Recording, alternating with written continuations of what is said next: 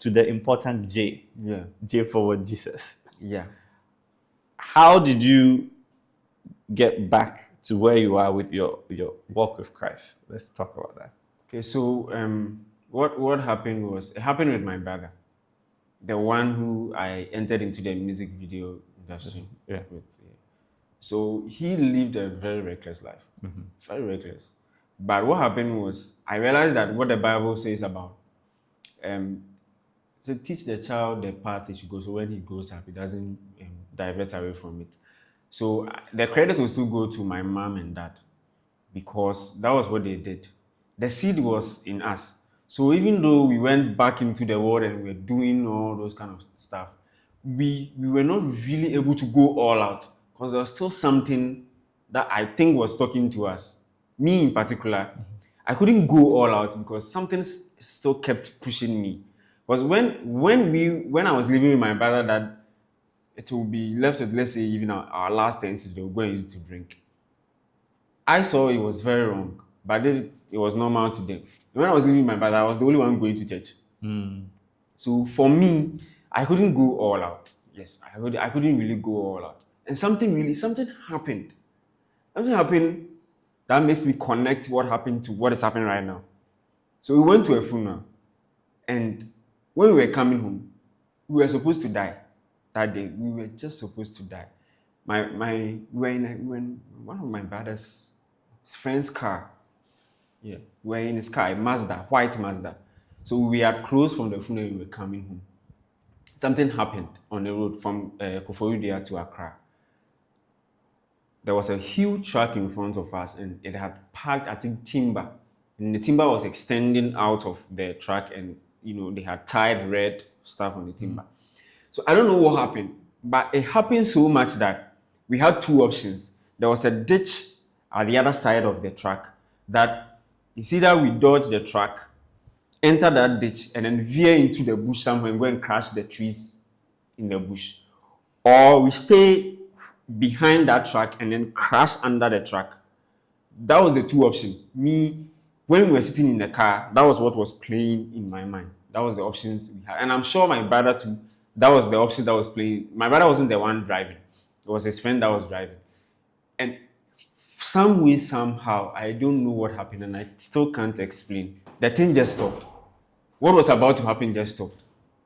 What do you mean it stopped? We were supposed to crash. You were driving behind the car. We were driving behind that huge truck. That truck stopped.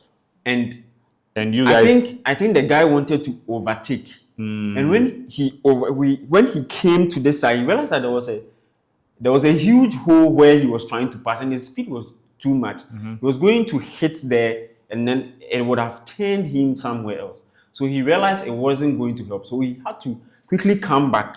And coming back to that lane too, we were so close to the track. So that was what was happening. And immediately, somehow, the car just stood still.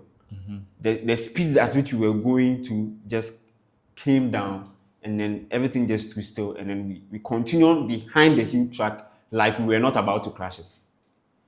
So when that happened, for 10-20 minutes, we were not talking in the car, because we knew there was an accident that was supposed to happen and it didn't happen. We couldn't explain it, yeah. Wrap our mind around what just happened. Around that time, I think it was my brother and his girlfriend, who is now his wife. Around that time, it was his girlfriend. And we were living that life with her. So it was a risky thing. And then somehow, miraculously, we got out of it. So when my brother became born again, that's how I put it, because we were born again, but we weren't doing the right stuff. When my brother became born again, got committed into church with us. Then he married the lady. Then the lady became his wife. They all got committed into the work of God. Then they were serving in the church as choristers. They were so deeply into it that within the span of 5 years, things changed for them. They had children. Now they had to move out of the country with their children to another country. And their life has totally transformed, right? Because of that one decision to now forgo everything. But when it was happening, I was sitting behind and I was looking at my brother. Because I didn't understand why, because it was a company he had started with somebody, and he's now so committed that he could not go to set again because of the things that was going on set. He couldn't mingle again with them. So for some time, they started growing apart. We were in the same house, but he couldn't go to shoot again. He was so committed in church.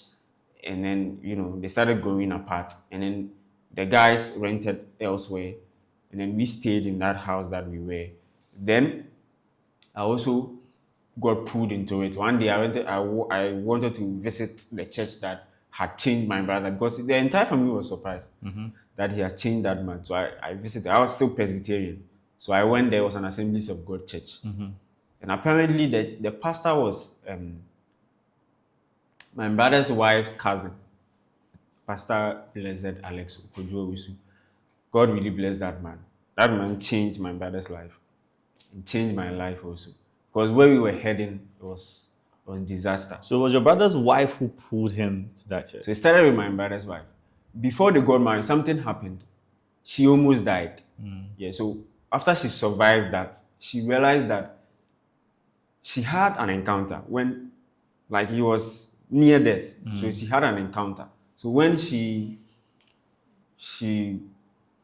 got healed and all, she realized that there's something to life that she was missing. So she contacted her cousin. Cousin invited her to church. Then she pulled my brother. At that time too, my brother had not started transforming. He could come to church. The stories I heard when I also entered the church, come to church with this mohawk, haircut with guru, and then the guys come and pick hair from church. Yeah. So it went on like that, on and off, and then something also happened to him, I don't know, and she also got dragged into it. And then they both joined hands and they were serving very committedly in the church. It's interesting because then it's like, so just the choice of a woman. Yeah. Pulled him. So God. That's what that woman. I don't want to mention her name, but yeah, God bless her.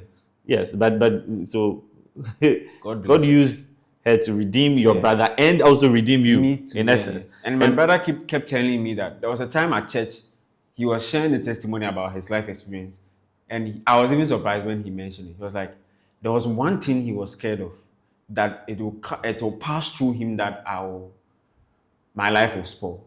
That was what he was scared of. Whilst I was with him and all those things, I thought he didn't care. Yeah. But I never knew he cared. So so when he said, I was like, okay, I see. So when he was sharing the testimony, it's like, one thing he hoped for is that it won't be that because of him, someone's life became messy. Like there was nothing to someone's life. So because he saw that I was also pushing in life, going to the university, pushing and doing something with my life, and then I come and then I'm working with him, and through him I learned certain things, and then now my life, becomes that messy. So apparently he was scared. I didn't know. So he shared that, and I was like, oh, okay. I see. So yeah, a decision of one lady changed his life.